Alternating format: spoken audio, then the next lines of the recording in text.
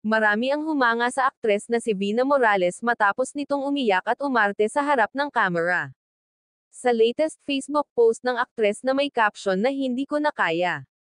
Magsasalita na ako umarte ito na tila iniwan at pinagpalit siya ng kanyang asawa. Kung saan damang-dama din ng aktres ang pag-arte, at kitang-kita pa ang pagpatak ng kanyang luha. Hindi ko akalain na marami palang makaka-relate sa viral post tungkol sa misis ng OFW na umalis para magtrabaho abroad. Pero sa abroad, iba naman ang tinatrabaho niya. Ako si Velma. Kwento ko yung naging usap-usapan online. Isa akong babae na nagtiwala sa pagmamahal ng ka-live-in partner niya.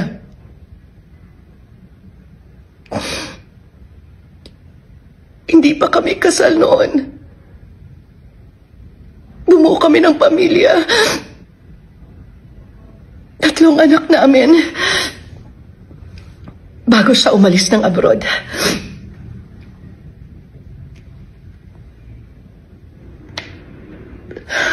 Maganda naman yung usapan namin. Madalas naman yung komunikasyon namin. Pero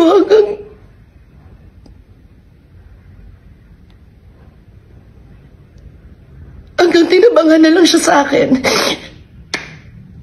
Hindi na niya sinasagot yung mga tawag ko.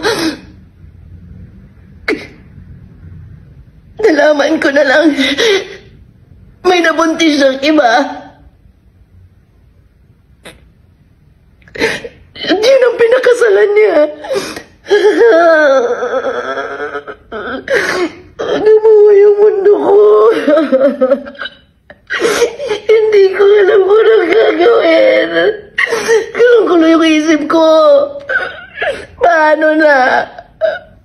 Paano na mga anak namin?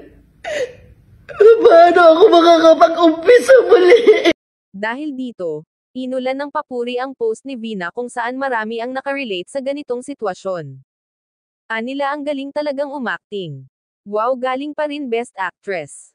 Super galing ni Ma'am Vina. Ayon naman sa isang netizen, relate umano siya sa ganitong sitwasyon dahil nangyari din umano ito sa kanya.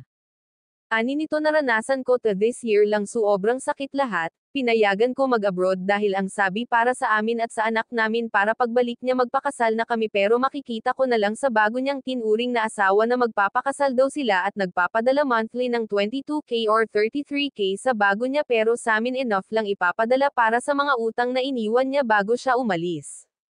Kaya niya kalimutan anak niya, kahit ano pa daw na emergency mangyari sa amin, kahit sa anak niya wag daw na siya kausapin.